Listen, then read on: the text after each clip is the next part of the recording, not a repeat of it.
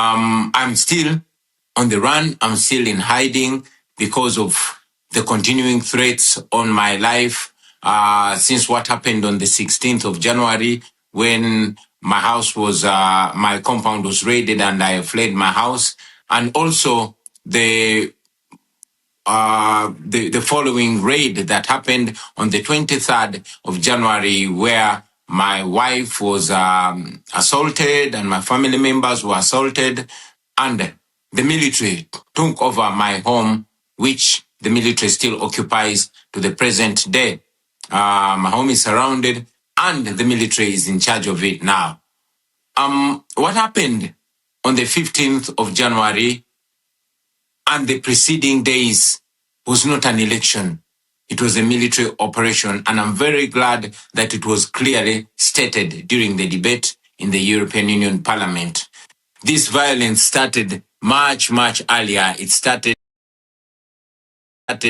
on nomination day, and it went on through the campaign trail. And I'm glad that the resolution mentions in specifics victims like Mesa Chokero, who was shot and killed, and also General Muhoozi Kainerugaba, who is the military chief and the son of General Museveni, came out on Twitter and,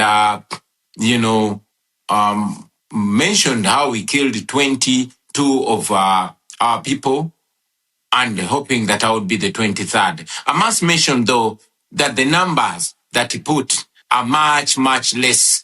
Maybe he mentioned or he meant those that he killed personally.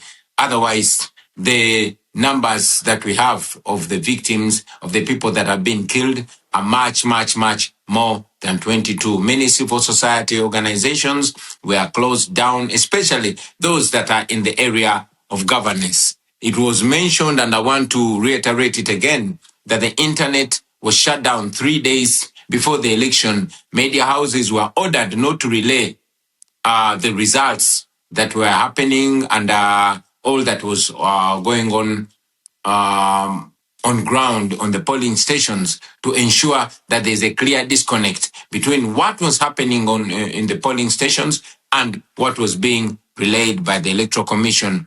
I'm very glad that Dr. Sarah Birete is with us today.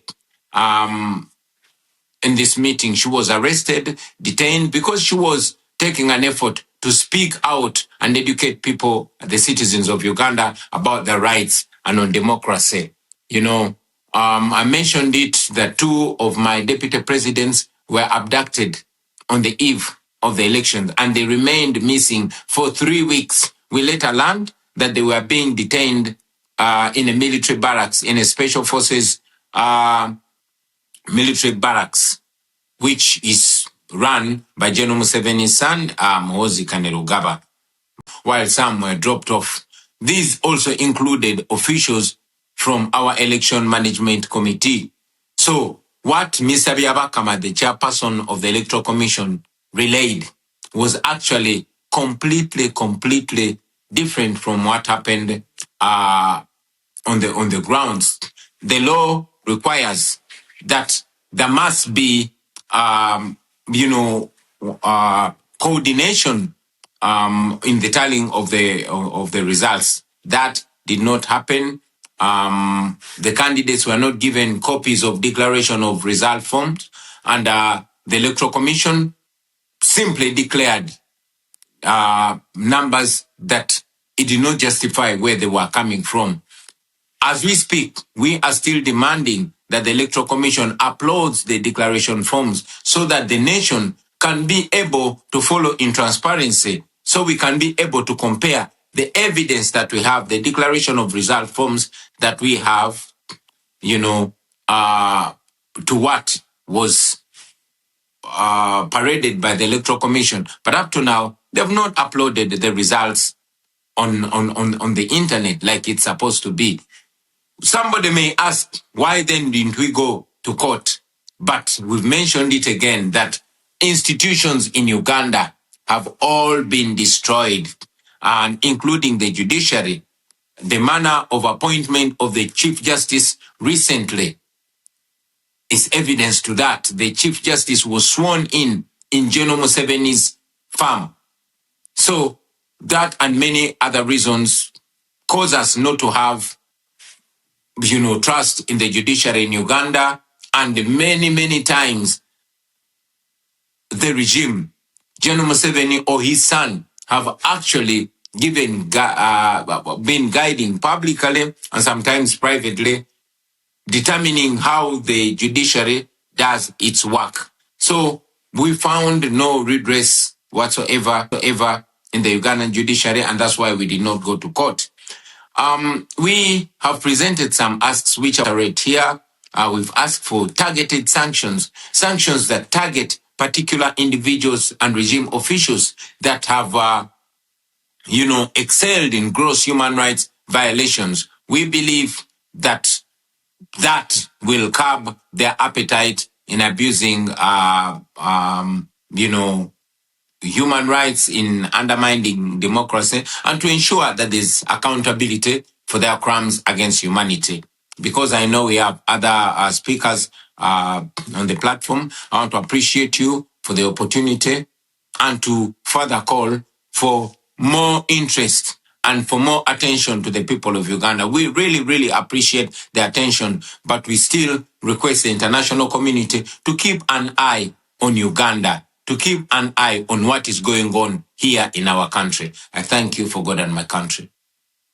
Thank you very much. I can promise we will do that. I make sure as the chair of the delegation EU Africa that we will keep an eye on Uganda and we will follow up the situation very closely. We have also here with us today prominent human rights lawyer and expert on constitutional governments, Dr. Sarah Birete, who was arrested a few days before the vote to give us her own account on the situation from the civil society perspective. You have the floor, Dr. Birete. Welcome in this meeting. We don't hear you. Maybe put the mic on the technical level. Try again. Hello. Yes, now we hear you. Yes. Hello. Thank you so much, and I wish to add my voice to that of Honorable Robert Chagrani to thank you for the interest you're showing in the plight of Ugandans under a context of declining democracy.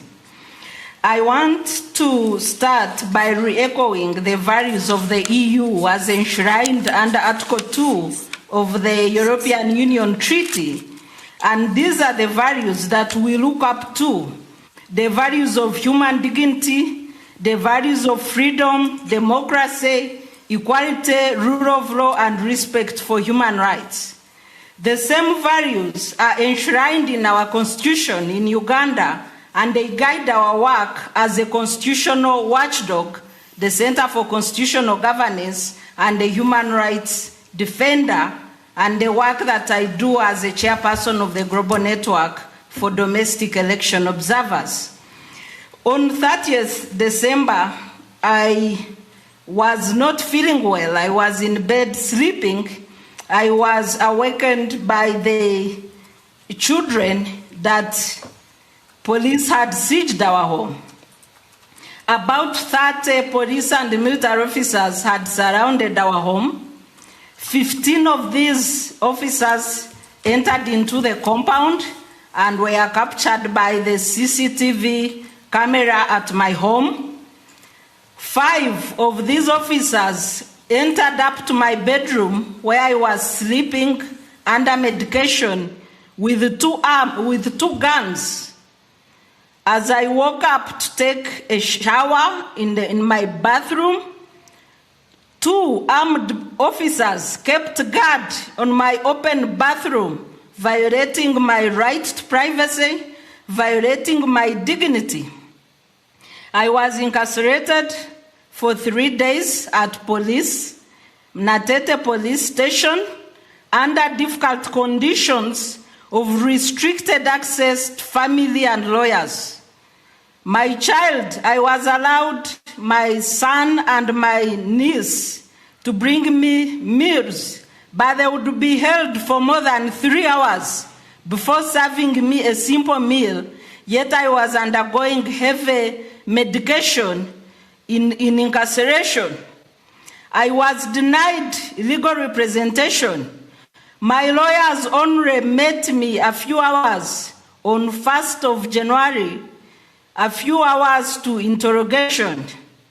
During interrogation, I had 4 lawyers present at the police station.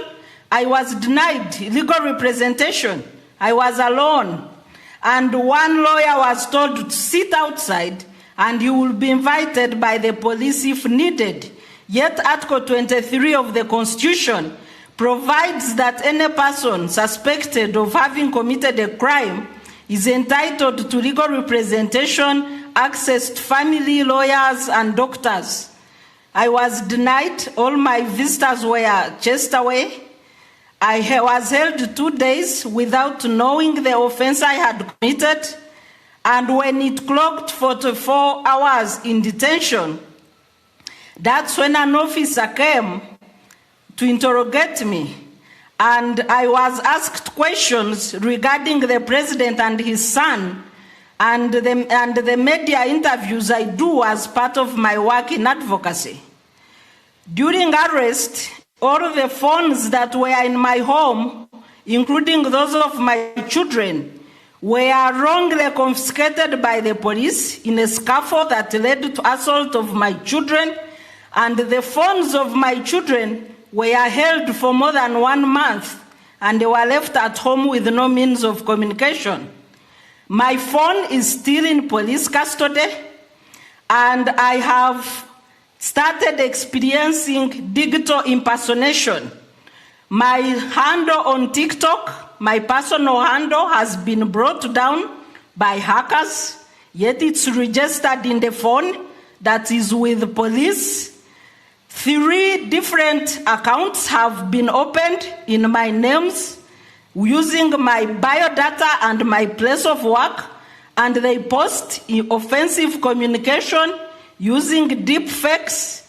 The communication is related to what I was interrogated about. 2 of these accounts were opened when I was in detention in prison. And with my phone in the hands of police and with digital impersonation, I don't know what else they are doing regarding my personal data and communication. Towards elections, I was profiled as a highly dangerous person because of the work that I do as a chairperson of the Gen.M7, chairperson of the Eastern Horn of Africa Election Observers Network, vice chairperson of the Africa Elections Observer Network, and president of the East Africa Civil Society Forum. The security thinks that this work that I do in the region, on the continent, and at the global level is dangerous, and it warrants me being treated as a terrorist because of promoting democracy and human rights. This profiling is what led to my detention and the charges that are related to a voter register, which I have never seen, that are related to sharing of data on a voter register, which is a public document, and these are the charges that I am battling in court. When you look at the work, the characterization of my work, during travels at the airport, some random security officers would ask me what I do and why I travel so much. And the work was characterized as recruiting for opposition, as fundraising for opposition in security files. This is how I became a target of regime harassment.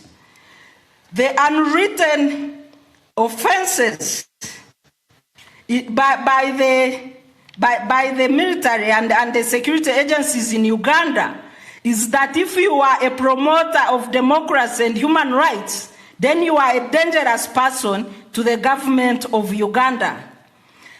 Our constitutional watchdog, the organization that I head locally,